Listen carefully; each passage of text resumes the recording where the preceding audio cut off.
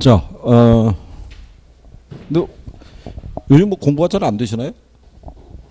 이게? 아니 뭐 성적이 잘 안 나오시나요? 모의고사 보시면?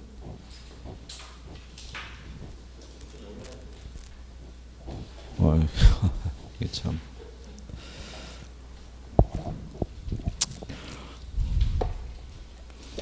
이게 저기 이론을 이제 조금씩 공부를 이제 하시고 계시는 게 그게 이제 성적하고 바로 직결이 되면 좋은데 그게 이제 좀 시간이 걸린다는 얘기죠. 성적으로 나타나는 그 시기가. 왜냐하면 이론을 공부하시다가 처음에는 몰랐던 내용이니까 새로 이렇게 접하니까 알 것도 같고, 예, 그런데 이제 초기에는 뭐 모의고사 보면 성적은 잘 안 나오고요. 그 다음에 두 번째는 계속 이론을 공부하다 보면은 공부하다가 이게 얽히거든요. 섞여가지고 정확하게 구별이 또 안 되죠.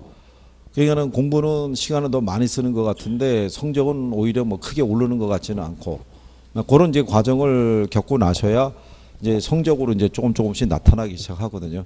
그래서 그런 이제 좀 단축할 수 있는 방법은 이제 복습을 좀 많이 하시거나 뭐 이제 이런 식의 이제 방법을 채택을 하고, 또 이해가 안 되거나 궁금한 게 있으면은 이제 선생님한테 가서 이제 물어봐서 확인을 계속 하시면은 조금 더 기간이 단축이 될 수가 있죠. 근데 그냥 갖고 가시면은 개선이 되기까지가 시간이 더 많이 걸립니다. 그게. 그리고 이제 지난번에도 누누이 말씀드렸지만 1차가 이제 빨리 궤도에 올라갈 수 있는 게 중요하다는 거죠. 1차가 궤도에 안 올라가 있는 상태에서 2차까지 해서 6개를 정리하시기는 부담스러우실 거예요. 그러니까 1차가 빨리 궤도에 올리는 게 먼저 급선무고요. 걔가 올라가야 2차에 시간 투자가 가능하거든요. 모의고사 봐서 1차도 성적이 안 나오고 2차도 성적이 안 나오면 그렇잖아요. 부담스럽잖아요. 그러니까 1차부터 이제 빨리 정리를 해야 되고, 정리할 수 해서 빨리 실력을 늘리는 방법은 자주 물어보는 게 일단 제일 좋은 방법인데, 지금 보면은 한 2, 3년 사이에서 올해가 제일 안 물어봐요. 작년도 뭐 이렇게 썩 많이 물어본 것 같지는 않은데, 그러니까 예를 들어서 한 2년 전에는 한 5분 정도가 꾸준히 물어봤다 그러면 작년에는 한 2, 3분 정도, 올해는 뭐 학원마다 꾸준히 물어보는 분들이 거의 없어요. 그냥 가고 있는 거죠, 그냥. 그리고 가끔가다 이렇게 보면은 한숨 쉬고 계시고, 날짜 한번 쳐다보고, 뭐 그런 거죠. 개선을 좀씩 하셔야 돼요. 그게 이 페이스대로 쭉 가시면 결과는 본인들이 더 잘하시잖아요. 이거. 그 나중에 뭐 선생이 어떻게 해주지 않겠느냐. 물론 선생은 당연히 범위를 압축을 해서 얘기를 해줘요. 여기를 좀 잘 보고 들어가셔야 된다 해드려요. 해드리지만 그게 무슨 말인지 알아야지 그걸 갖고 들어가서 활용을 하실 거 아니에요. 그죠? 그렇다고 제가 문제가 되는 거면 얼마나 좋겠어요. 제가 문제를 내는 거면요, 뭐 하루 모아가지고 자 1번은 4번을 생각하시면 되고 2번은 뭐 5번을 생각하면 얼마나 좋겠어요. 그렇지 않으니까 가장 범위하고 확률을 좁혀서 이제 저희가 제시를 할 때 이게 맞아요. 여기서는 이게 포인트였어. 그리고 이제 문장을 보시게 되면 오지선다기 때문에 5개의 지문을 다 애매모호하게 안 줘요. 3개 지문은 확실하게 답이 아니게끔 줘요. 그러니까 둘 중에 하나를 갖고 선택하게끔 유도한다고요. 앞만 봐도 얘 아니면 얘일 것 같은데, 예, 그런 식의 배열이에요. 그리고 간단한 애들은 보면 답이 나오게끔 해준다고요. 그럼 둘 중에 하나를 선택하도록 유도하는 게 시간을 뺏는 거죠. 요거 아니면 요건데, 그렇잖아요.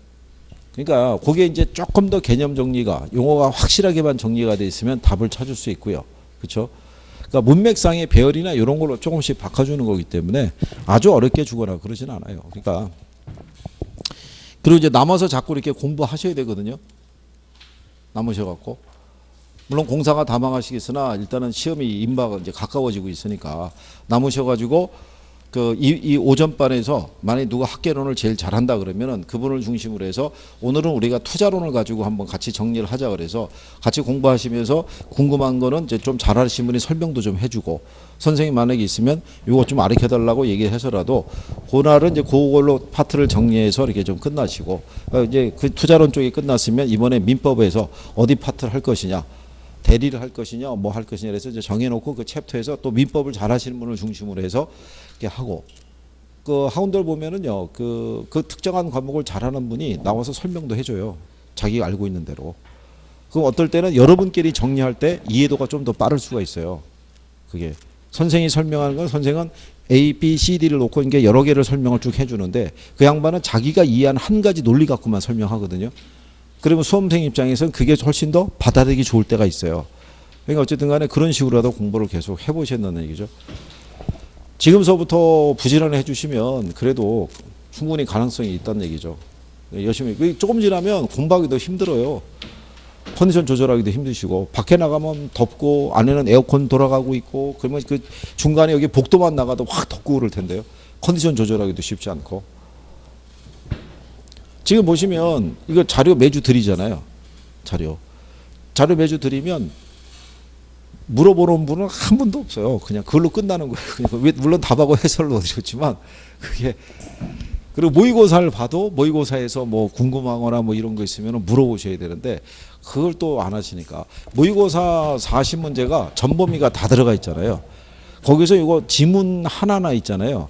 이해가 안 되거나 그거를 갖고 와서 물어봐서 확인하시는 게 그 파트가 개선이 돼요. 그것만 해도 실력이 많이 개선이 돼요. 그것만 해도 40문제 가지고 그리고 거꾸로 이 40문제가 기본서 어디 있는 데서 나왔는지를 이렇게 찾아보는 것도 실력 향상에 아주 도움이 돼요. 그게. 근데 그 찾는데 처음에 시간 많이 걸려요.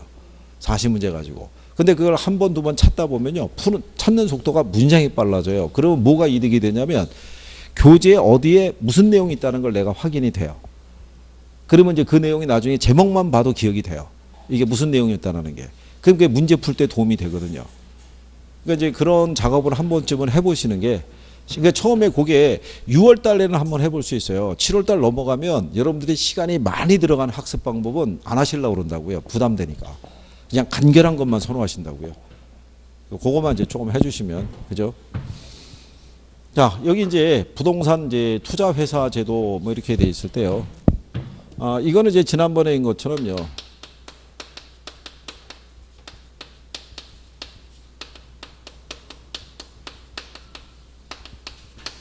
지분형 간접 투자 방식이라고 얘기를 했고요.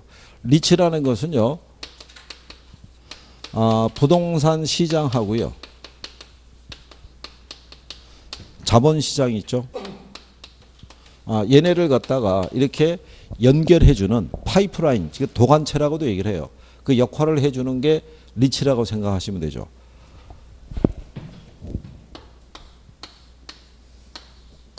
만약에 이제 여기에 시장에 매물로 나와 있는 오피스에 투자하기 위해서 이 투자 회사가 이제 이렇게 설립을 했을 때요. 얘가 이제 매물로 나온 게 만약에 한 100억 정도의 물건이 나와 있는데 이 자금을 조달을 해야겠죠. 조달하기 위해서 얘네는 자기가 보유하고 있는 지분을 어디에다가 주식시장에다가 액면가 10,000원짜리 주식 100만 주를 판매를 하는 거죠. 풀면은 요걸 가지고 투자자들이 이렇게 투자하는 그런 관점이라고 얘기했잖아요. 그러면 부동산 시장에 투자하기 위해서 필요한 자금을 어디서 조달한다는 거예요? 자본시장에서. 여기서 조달해서 이거를 무슨 시장으로? 부동산 시장으로 연결해주는 하나의 파이프라인 역할을 하는 게 그게 리츠라고 생각하셔도 돼요. 그래서 얘네는 이렇게 투자 운영에서 발생하는 수익을 다시 누구에게? 투자자에게 배당해 주는 구조인데 그러니까 투자자가 이 부동산에다가 직접 투자하는 개념은 아니죠. 주식을 통해서 투자가 이루어지니까. 그러니까는 유동성을 선호하는 사람은 직접 투자하기보다는 어디에 투자하는 게 부동산 투자 회사에게 투자하는 게 훨씬 더 유리할 수 있다. 이렇게 생각하시면 되겠죠. 그래서 이런 식으로 이제 운영하는 구조이기 때문에 부동산 투자의 어떤 대중화 이런 것도 유도할 수 있다고 보시면 되겠고요. 그래서 거기 보시면 개념이 다수의 소액 투자자로부터 자금을 모집해서 부동산이나 부동산 관련 증권 등에 투자하고 수익을 이 투자자에게 배당하는 제도다 이런 얘기죠. 부동산에 간접 투자하는 것으로 부동산에 있어서 뮤추얼 펀드라고도 한다 이렇게 돼 있죠. 원래 이제 뮤추얼 펀드는 이제 투자자로부터 자금을 모집해서요. 주식이라든가 채권 등에 투자 운용하는 걸 얘기하고요. 여기 리츠 같은 경우는 주로 어디에? 부동산에 투자 운용하는 개념이라고 보시면 되겠죠. 그 종류가 나와 있는데요. 종류는 뭐 참고하셔도 되고요. 다만 이제 그 밑에 가시면 존속 기한 제한 여부에 따라 무기한이 있고 기한부가 있어요. 그래서 우리나라의 이 기업 구조적 부동산 투자 회사가 대부분 기한부 리츠라고 보시면 되겠고요. 이게 5년 존속 기간이 5년이에요. 5년이면 청산해야 되고 투자자가 원하면 1년에 한해서 연장할 수 있고 뭐 그런 스타일이라고 보시면 되겠죠. 그리고 이제 실체 존재 여부에 따라 실체형이 있고 명목형이 있는데 우리나라에서 이제 실체형은 자기관리 부동산 투자회사밖에 없고요. 위탁 관리하고 기업 구조조정은 다 명목형이라고 보시면 되겠죠. 그래서 리츠의 유용성을 보시면 소액 투자자에게 투자 기회를 뭘 할 수 있다는 거죠. 제공해 줄 수 있고 구조조정 수단을 확보할 수 있다고 돼 있죠. 그 얘기는 무슨 얘기냐면 기업의 입장에서 이 유동성이 떨어지고 있어요. 현금이 부족한데 현금화할 수 있는 게 뭐밖에 없냐면 부동산밖에 없어요. 근데 고가의 부동산을 시장에서 매각을 해서는 바로 현금화하기 곤란하겠죠. 그러면 이거를 누구에게? 투자회사에게 위탁을 주는 거죠. 그러면 기업 구조조정 부동산 투자회사가 설립이 돼서 기업의 구조조정형 부동산을 갖다가 얘네가 확보를 한 다음에 이거를 무슨 형태를 주식 형태를 빌려서 이걸 쪼개서 팔아버리는 거죠. 주식 형태로. 그러면 고가의 부동산인데 시장에서 쉽게 유동화될 수 있어요, 없어요? 유동화될 수 있다. 100억 자체로 유동하기는 어려운데 단위를 쪼개서 팔면은 그만큼 유동하기 쉽다라고 보시면 되겠고요. 그다음에 이제 부동산 시장의 선진압이 외자 육체 확대라고 되어 있는데요. 대부분 그 선진국은요 간접 투자가 주종을 이루고 있고요. 후진국은 직접 투자가 주종을 이루고 있다고 보시면 되겠죠. 우리나라는 대부분 직접 투자잖아요. 아직도 투자자의 명의로 직접 부동산을 소유하는 개념이고 외국에서는 이제 뭐를 투자하냐면 저렇게 주식시장에서 이 회사에다가 간접적으로 투자하는 개념이죠. 그래서 이제 그런 개념이라고 보시면 되겠고요. 안정적인 수익률이라고 하는데요. 현재 우리나라에 설립되어 있는 그 부동산 투자 회사의 그 수는 위탁 관리가 제일 많아요. 그다음에 기업 구조조정, 그다음에 자기 관리. 자기 관리는 올해 현재 운영이 되고 있는 게 한 5개 정도밖에 안 돼요. 근데 걔네들의 평균적인 수익률이 7%가 넘어요. 그러니까 이 리츠 회사의 특징은 뭐냐면요. 이 성장성에 초점을 두기보다는 안정적인 배당에 초점을 두고 있어요. 그래서 안정적인 어떤 이제 수익률을 이제 올리고 있다. 뭐 이렇게 보시면 되겠고요. 그러면 이제 뒤에 가시게 되면 부동산 투자 회사법 이렇게 되어 있는데요. 먼저 부동산 투자 회사 제도에 따라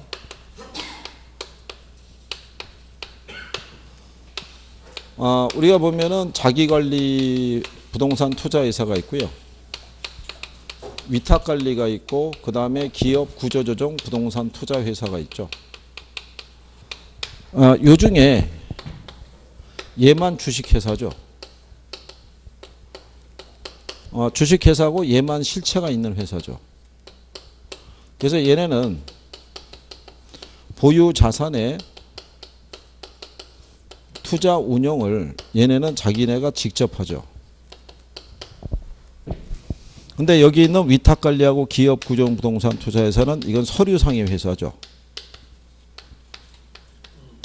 명목회사이기 때문에 자산에 대한 투자 운용을 자기네가 직접 할 수는 없고요. 여기에 위탁을 주도록 돼 있죠. 자산관리 회사에다가. 그래서 얘네는 이제 실체가 없기 때문에요. 본점 외에 지점을 설치할 수는 없고요. 상근 직원이라든가 또는 임원을 갖다가 고용할 수 없다라는 거. 이것도 바꿔서 잘 내요. 또 실체가 있느냐 없느냐도 물어보고요. 그래서 얘가 이제 그거를 대행을 해주고 있다고 보시면 되겠고요. 그 다음에 얘네가 부동산 개발 사업에 만약에 투자를 하려고 그러면 부동산 투자 자문회사 있죠. 여기에 이제 자문 및 평가를 받도록 돼 있어요. 그러면 얘네는 단순히 자문 및 평가 업무만 수행을 하는 거고요. 얘네가 개발 사업을 직접 수행하거나 그러진 않는다는 얘기죠. 자문 및 평가만 해준다. 이것도 시험에 한번 나온 적이 있어요. 그러니까 여기는 부동산 투자 회사가 부동산을 개발하고 관리하고 그 다음에 뭐 처분하는 이런 행위는 할 수가 없고 단순히 자문 및 평가만 해준다. 뭐 이런 얘기가 되겠죠.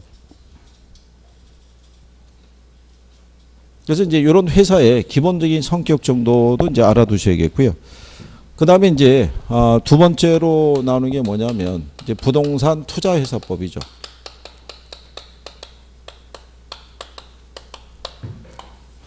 요게 답으로 유도할 때요. 요 투자회사 제도 자체에서 답을 유도할 수도 있고요. 아니면 리치법 자체에서 답을 유도할 수가 있어요. 근데 이제 예전에는 이 출제 패턴이 어떻게 돼 있었냐면요. 예전에는 여러분들의 시험 공고일이 7월 17일이잖아요. 그러면 법령 기준이 이 시험 공고일 이전 법령 기준이에요. 그러니까 이후에 개정되는 거는 내지를 않는 거죠. 근데 만약에 리치법이 개정이 됐는데 시행이 7월 17일 이후에 개정이 되는 게 있다. 시행이 되는 게 있다 그러면 그의 문제에서는 이 리치법이 안 나왔어요. 어차피 바뀔 거니까. 근데 지금은 시험 당일날 기준이라고요. 10월 27일 날. 이거는 10월 달에 개정된 것도 반영을 할 수 있는데 근데 현실적으로는 8월 달 이후로 개정된 거는 반영하기가 어려워요. 그러니까 출제가 대부분 8월에 이루어진다고요. 대학 교수들이 방학 들어갈 때잖아요. 근데 그때 이제 이루어져 이제 출제가 이제 들어가서 작업을 하기 때문에 나중에 하반기에 시행하거나 그러게 되면 내기가 좀 그렇죠. 그래서 작년에 개정된 애들도 실상은 10월 달 시행하고 이런 애들은 안 냈어요. 작년에 그래서 이 투자회사가 안 나왔어요. 작년에는. 그렇기 때문에 올해는 그러면 나올 개연성이 있죠. 한번 쉬었으니까. 근데 내는 내용이 어렵게 나오거나 그러진 않아요. 그래서 여기서 우리가 기본적으로 기억하실 거는 설립자본금서부터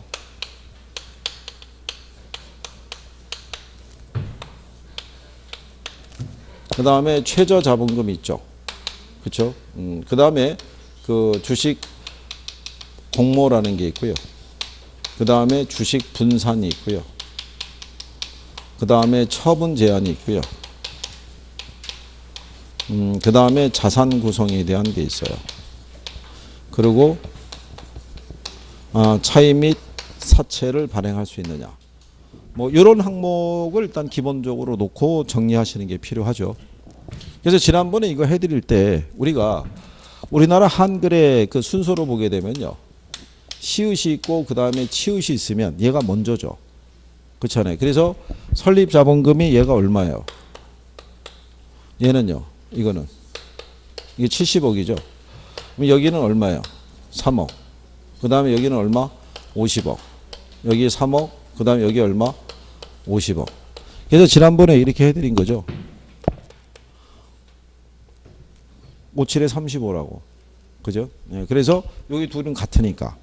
이것도 시험에 나오거든요. 얘 5억, 3억, 3억, 그 다음에 70억, 50억, 50억 있죠. 네, 이건 나오니까. 그래서 이제 기본적으로 구별하셔야 되겠고. 이 공모라는 거는 일반인으로부터 자금을 공개 모집하라는 얘기인데, 이게 이제 100분에 얼마씩? 30씩. 근데 얘는 그 적용 안 받고요. 얘는 3호도 가능하다고 그랬죠.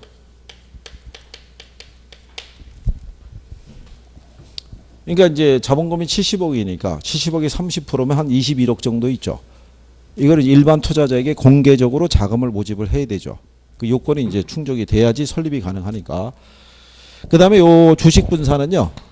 1인당 주식 소유 한도를 생각하시면 되죠. 그렇죠? 주주 1인과 그 특별 관계자는 100분의 얼마? 예, 50을 초과해서 주식을 소유할 수 없는데 얘는 이 조항을 적용을 안 받죠. 이거 지금 X한 거는 이 기업 구조조정 부동산 투자회사에게만 적용되는 특례라고 보시면 되죠. 특례. 그 다음에 이제 처분 제한이 있죠. 처분 제한을 보면 국내 부동산은 1년 이내는 처분하면 안 되죠. 대신에 국외 부동산은 어디에서? 정관에서 정하라고 그랬으니까 이건 자율로 맡기겠다는 얘기고요. 얘는 이제 이 조항에 적용을 안 받죠. 이것도 특례니까. 왜냐하면 기업의 구조조정을 원활하게 진행을 하도록 도와주는 거기 때문에요. 처분 제한이 있으면 안 되겠죠. 그러니까 처분 제한이 없고요. 또 이 처분 제한 상태에서 보시게 되면 나지 상태로 취득해서 나지 상태로 처분하는 건 안 된다고 그랬어요. 기본적으로 개발 사업을 시행한 후에 처분하도록 되어 있는 거죠. 무슨 말인지 아시겠죠? 그러니까 나지 상태면 안에 그 공작물이나 시설 아무것도 없잖아요. 나지 상태로 취득해서 나지 상태로 처분하면은 투기의 우려가 있다고 보는 거죠. 그러니까 개발 사업을 시행한 후가 아니면은 원칙적으로는 나지 상태로 처분할 수는 없도록 돼 있어요. 규정에 의해서. 그 다음에 이제 자산 구성은 매 분기말 현재 100분의 얼마 이상을요. 80 이상을 부동산 관련 증권, 그 다음에 현금으로 구성하도록 돼 있고, 요 중에 70 이상은 뭐로 돼 있어야 돼요? 부동산. 그래서 여기서 보면 여기 증권 들어가 있잖아요. 그러니까 부동산 투자회사는 주택저당 채권 있죠. 네, 주택저당 채권에 투자할 수 있는 거죠. 부동산 투자회사가 투자할 수 있는 증권이 있죠. 네, 증권에는 이제 MBB 같은 주택저당 채권에도 투자할 수 있고요. 또는 도시철도 채권에도 투자할 수 있고. 네, 그래서 이제 만약에 나중에 아마 문제로 만나보시게 될 텐데 그게 용어상에서는 있어요. 근데 여러분들에게 아마 착각을 불러일으키는 그런 이제 채권이 있다고요. 그러니까 예를 들어서 뭐 MBB라든가 MBS라든가 뭐 이런 애들은 그래도 본 적이 있으니까 여기 투자할 수 있겠나 그러는데 갑자기 도시철도 채권 이런 거 나오면은 여기다가도 투자하나? 뭐 이런 생각이 되면 그게 또 놓칠 수도 있으니까 이제 그거는 한번 이제 문제로 한번 이렇게 보시게 될 거예요. 그래서 이제 이렇게 돼 있는데 얘는 이제 이 적용을 안 받죠. 얘는 그냥 100분의 70 이상이요. 기업의 구조조정 관련 부동산이나 부채 상환용 부동산으로만 구성이 돼 있으면 돼요. 그러니까 이 요건을 충족을 시키지 않아도 된다는 얘기죠. 그리고 차입 및 사채 발행이 가능하죠. 자기 자본의 몇 배 범위 내에서 2배. 근데 주총에 특별 결의가 있으면 몇 배까지 10배 범위에서 우리가 차입을 할 수 있다는 거죠. 요거는 기본적으로 정리를 해 두셔야 되고요. 그래서 거기에 여러분들이 보시게 되면 그 120페이지에 보면 박스 있죠. 그럼 세 번째 칸에 자본금 규모라고 돼 있죠. 자본금 규모. 예, 그거 체킹하시고 그 다음에 주식 소유 한도 있죠. 예, 그거. 그 다음에 공모 있죠. 예, 그 부분. 그 다음에 맨 마지막 칸에 가면은 부동산 처분 제한이 있죠. 120페이지의 맨 마지막 하단의 칸을 가면 처분 제한 그거요. 그 다음에 옆 페이지에 가면 자산 구성 요건 있죠. 예, 그렇게. 그 다음에 그 자산가를 밑에 가면 배당은 참고하셔도 된다고 그랬어요. 왜냐하면 배당에 관한 조항은 올 연말까지만 한시적으로 운영하는 거죠. 그러니까 내년 1월 1일 되면 다시 원래 상태로 되돌아가는 거예요. 그리고 이제 차입 및 사채 발행, 예, 그 정도 체킹해 두시면 되겠고요. 그러니까 조세 감면에 대한 부분을 보면요. 취득세는 50% 감면을 해줘요. 근데 위탁관리하고 기업 구조 부동산 투자회사의 경우는 배당을 90% 이상을 해주게 되면 법인세를 감면을 해줘요.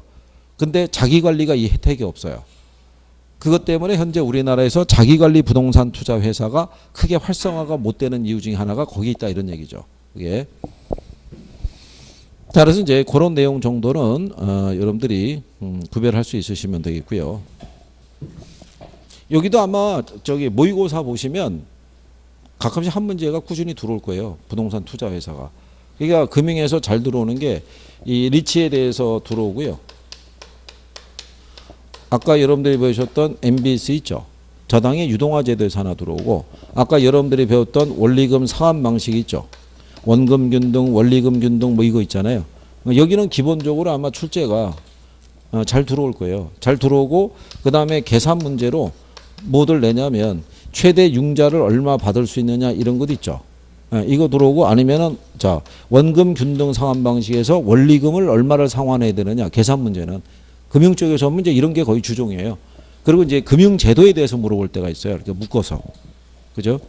그러니까 이제 그 몇 가지만 정확하게 정리해 두시면은 답을 맞출 때 이게 크게 어렵지 않게 처음에 한두 번은 틀리더라도 그 부분 조금씩 보완을 해 나가시면은 나오면은 거의 맞추실 수 있을 거예요. 그죠? 자, 그 다음에 이제 밑에 가면 이 프로젝트 금융이라고 돼 있죠. 그러니까 이게 이제 아까 얘기한 대로요. 주택 개발 금융에 해당한다고 보시면 되겠죠. 공급자 금융이라고 얘기를 하죠. 주택을 공급하기 위해서는 결국 공급자들도 뭐가 필요하겠어요? 자금이 필요하겠죠. 그러면 이제 금융 기법 중에 하나로서는 뭐를 매개로? 그 개발 사업이 있죠. 프로젝트 자체로부터 뭐를 조달하는 거예요? 자금을 융통하는 방식이라고 보시면 되겠죠. 그러니까 프로젝트 금융이죠. 그러니까 얘는요. 프로젝트 금융이라는 것은요. 거기 보시면 자금 조달의 기초를 프로젝트를 추진하려는 사업주의 신용이나 물적 담보의 가치에 두지 않는 거죠. 그러니까 프로젝트 자체의 어디에? 수익성에. 그죠?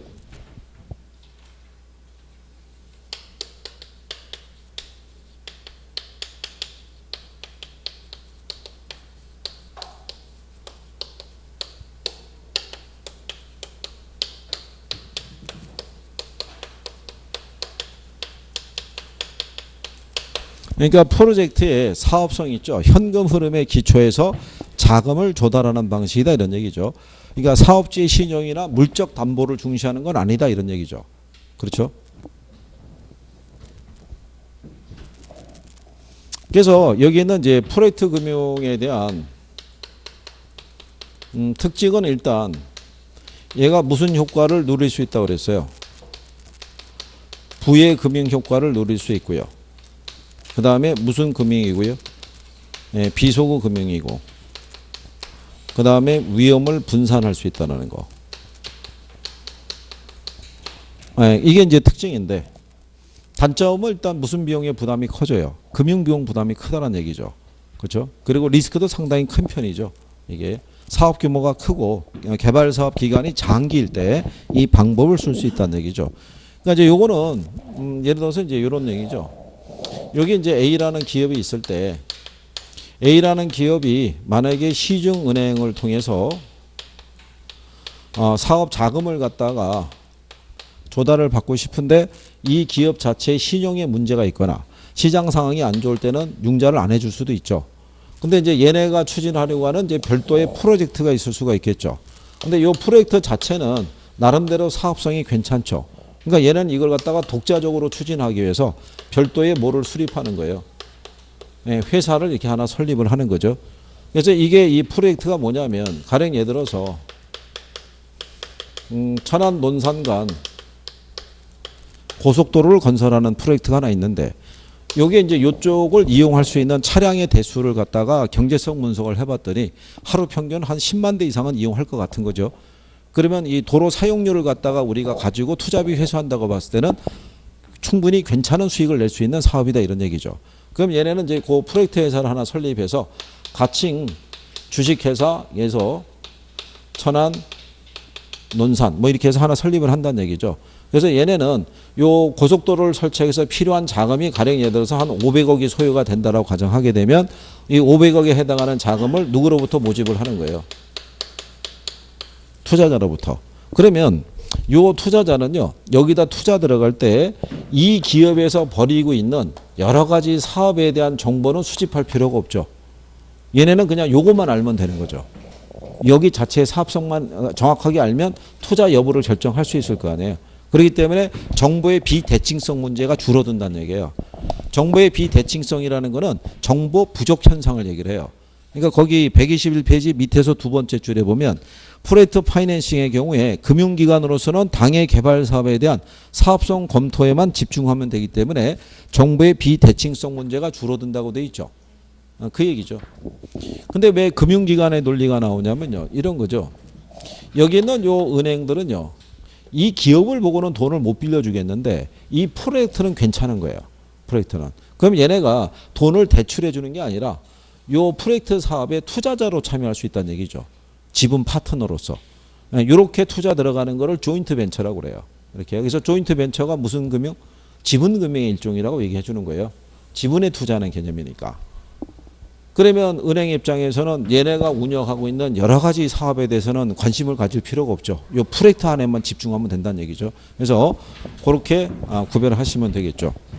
그 다음에 이제 뒤로 넘어가시게 되면 122페이지에 프로젝트 파이낸싱의 특징이라고 돼 있죠. 그래서 비소구 금융이라고 돼 있죠. 그러니까 이제 예를 들어서 이 사업이 성공적으로 끝나면 관계가 없는데 만약에 사업이 실패할 수도 있어요, 없어요? 네, 있으면 여기서 이제 채권에 대한 부분에 청구가 들어갈 때 청산이 되는 대상이 되는 자산은 요 프로젝트 고유의 자산이 있죠. 여기에만 국한을 한다는 얘기죠. 이거를 모기업에다 청구 들어간다 안 들어간다? 안 들어간다는 얘기죠. 그런 의미에서는 비소구 금융이라고 얘기를 해요. 근데 우리나라에서는 비소구 혹은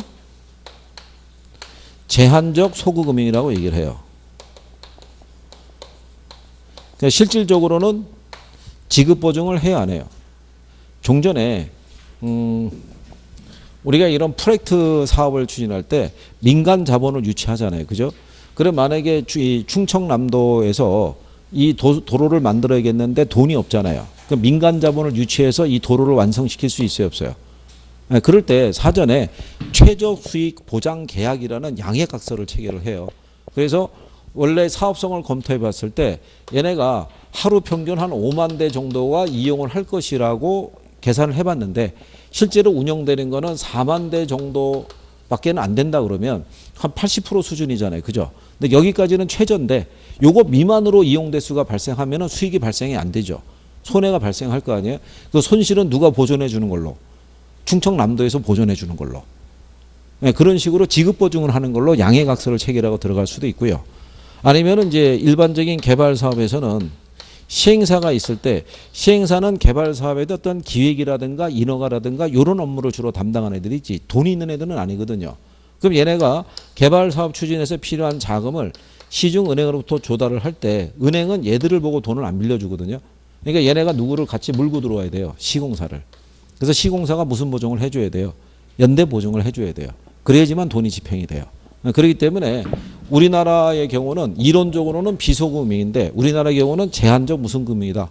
소금융의 성격을 띠고 있어요. 그래서 시험 지문에 비소구 금융이라고도 나올 수도 있고요. 비소구 혹은 무슨 금융이라고 제한적 소금융이라고도 나올 수 있어요. 그러니까 뭐 그 정도까지는.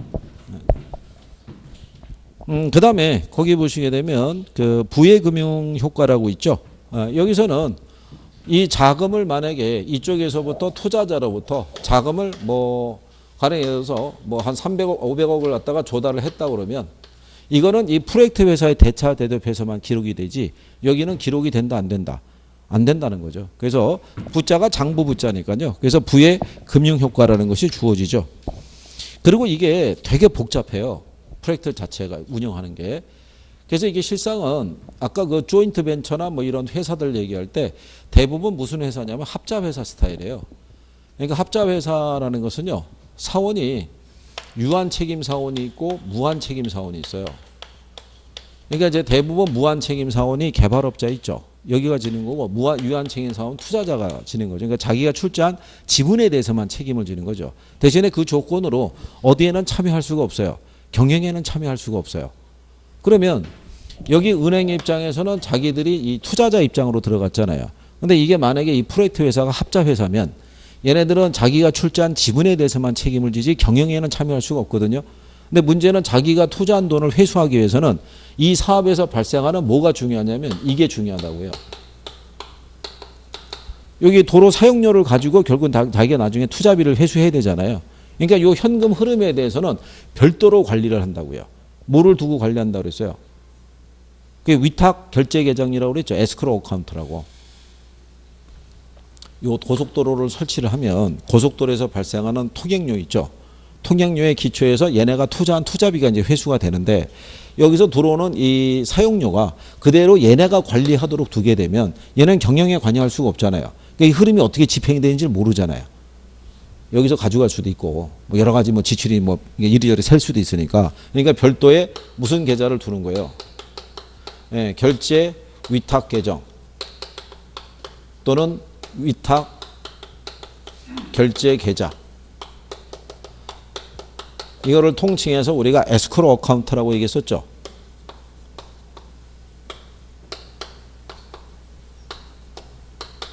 그렇죠. 그래서 요거를 이제 둬서 여기를 통해서 관리하는 거죠. 여기를. 그러니까 시험상에서는 가끔 한 번씩 나오죠. 프로젝트 건설에 있을 때 자금 관리는 건설회사 또는 시공회사가 관리한다 그러면 틀리겠죠. 그래서 이제 그런 내용. 그래서 거기 122페이지 가시면 밑에서 한 6번째 점은 동그라미 6번에 사관리라고 돼 있죠. 예, 거기 보시면 이렇게 돼 있죠. 자, 대출 금융기관은 현금 흐름의 사용이나 건설 자금의 투명성 확보를 위해서 결제 수탁 계정을 설치하고 이렇게 돼 있죠. 에스크로 어카운트라고.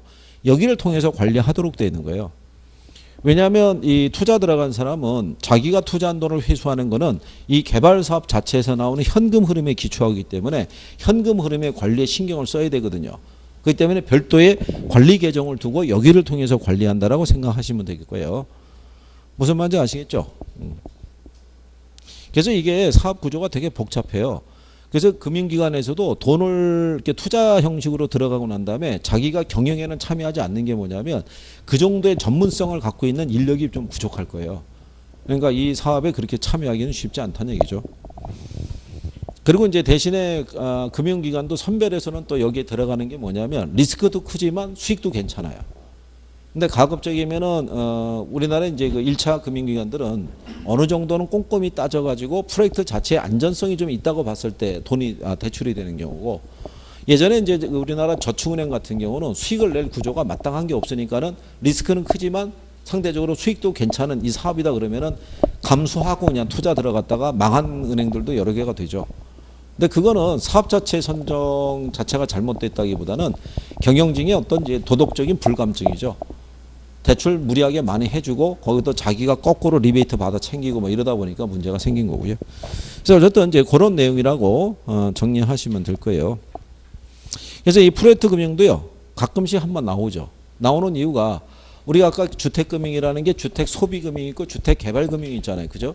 예, 그래서 이제 주택개발금융의 대표적인 금융기법이 프로젝트 파이낸싱이거든요. 그래서 이제 얘가 가끔씩 이제 등장을 하게 되는 거죠. 그래서 프로젝트 파이낸싱 정도는 이제 알아두시면 되겠고요. 그 다음에 그 123페이지 하단을 가게 되면 주택금융공사 이렇게 나와 있는데요.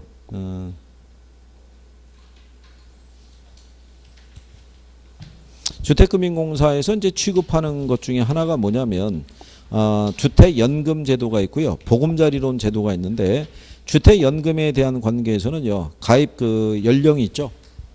그 124페이지에 가면 만 60세 이상의 소유자 또는 배우자 있죠.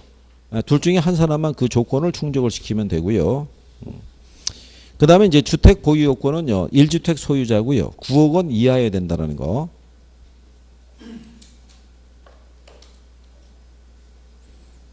그 다음에 이제 125페이지 가면요. 상단에 그 월 지급금 지급 방식이 있는데요.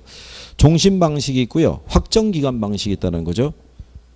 근데 이 확정기간 방식은 연금 가입자가 자기가 연금을 지급받을 수 있는 기간을 설정하는 거죠. 그러니까 기간을 설정하게 되면은 상대적으로 연금 지급액이 많아질 수 있는데 단 부부 중에서 연소자의 나이를 기준으로 해서 그 기간이 정해진다라고 생각하시면 될 거고요. 그러니까 만약에 그 연소자가 만 한 55세 정도가 되면은요, 이 기간 설정의 구간이 좀 길어지죠. 그렇죠? 연세가 많으시면은 기간이 좀 짧아질 거고요. 그러니까 그 얘기는요, 연금을 신청하는 사람이 자기가 연금을 지급받을 수 있는 기간을 자기가 정할 수 있어요, 없어요? 자기가 정할 수 있는 거예요. 이게 예전에 시험에서 한번 나온 적이 있었어요. 이게 23회단가 나왔을 때는요. 지문에서 뭐라고 나와 있냐면 연금의 가입자는 자기가 연금을 받을 수 있는 뭐를 설정을 해서 기간을 정해서 연금을 받을 수 있다 이렇게 지문이 나온 거예요. 근데 이게 법조문에 있었다고요.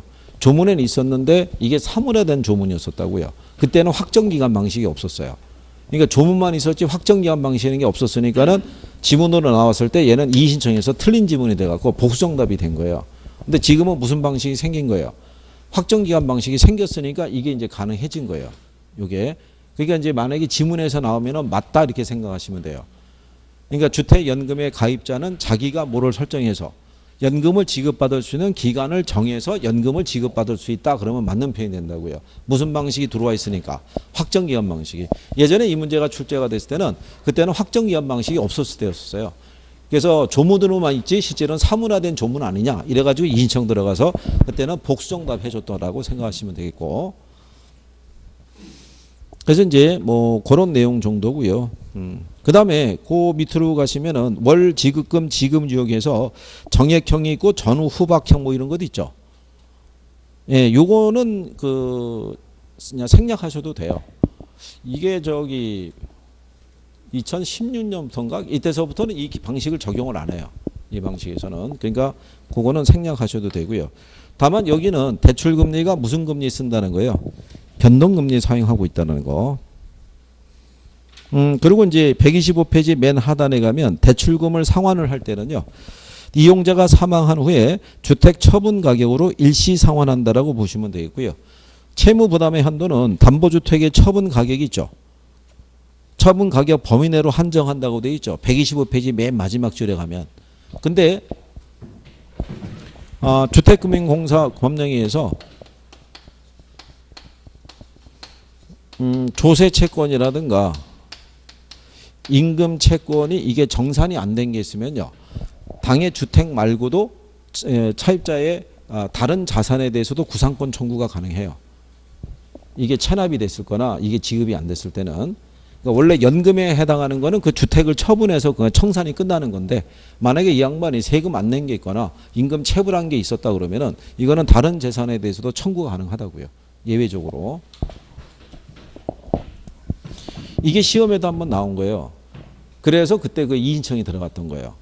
그러니까는 이 대출금의 상환은 담보주택의 처분 가격에 담보주택의 가격에 한해서만 청산이 이루어진다 이렇게 해갖고 틀리게 된 거죠. 예외적인 조항이 있다는 얘기죠. 그리고 만약에 저런 부분이 없고요. 주택을 처분했을 때 남는 게 있으면은 상속인에게 주고요. 모자란 게 있으면은 누가 대신 책임져 주는 거예요. 주택금융공사가 보증서를 발급했으니까 걔네가 책임을 져준다라고 보시면 되겠죠. 그리고 이제 뒤에 가면 주택연금에 대한 장점이 있을 때요. 기역, 니은, 디귿, 리을 중에서 리을에 가면 부부가 모두 사망할 때, 그죠? 또는 원하는 때 정산이 가능하다는 얘기예요. 언제든지 조기 상환할 수 있다는 얘기죠. 전부 또는 일부를. 조기 상환할 때 조기 상환 수수료를 부담한다, 안 한다? 안 한다라고 얘기한 거예요. 보금자리로는 조기 상환 수수료를 부담을 해야 돼요. 근데 얘는 부담하지 않아도 된다는 얘기죠. 그것도 시험에서 한번 인용이 된 거죠. 그리고 이제 그 밑에 가면은 그 보금자리론에 대한 부분이 있죠. 예. 기본령을 기준했을 때 민법상 성년인, 그러니까 19세 이상이면은 신청이 가능하고요. 그 다음에 얘네는 주로 고정금리 적용하고요. 그 다음에 대출 한도상에서 보면요. 최소 100만 원에서 최대 얼마까지? 3억 원까지라는 것만 좀 기억해 두시면 될 거예요. 지난번에 수업 시간에 설명해 드렸는데 이게 저기 2017년, 그러니까 2016년이죠. 2016년에 가계부채의 규모가 너무 커진다고 보고 원래는 이 보금자리론의 최대 한도가 5억이었었어요. 5억이었다가 이게 연말 들어가면서 1억까지 줄여준 거였어요. 한시적으로. 그러다가 2017년 들어오면서 얼마로 다시 늘려준 거냐면 3억으로 늘린 거예요. 그러니까 짧은 기간 내에 5억에서 얼마로? 1억으로 떨어졌다가 다시 얼마로? 지금 3억으로 재 있는 상태예요. 그러니까 원래는 얘가 3억이었다가 이 대출 한도가 5억까지 높아졌던 거예요. 그러다가 가계부채 비율이 너무 커진다고 보고 재작년인가 정부가 한시적으로 통제해서 1억까지 낮춰버린 거예요. 그러다가 이제 그 작년 초에 들어오면서 얼마로? 3억으로 다시 늘렸다고 보시면 되죠. 그래서 뭐 그런 정도니까요. 자, 거기까지 하신 거고요. 그 다음에 이제 이용하고 개발하고 관리 뭐 이런 방식으로 넘어가니까요. 잠깐 쉬었다가 들어오시면 되겠네요.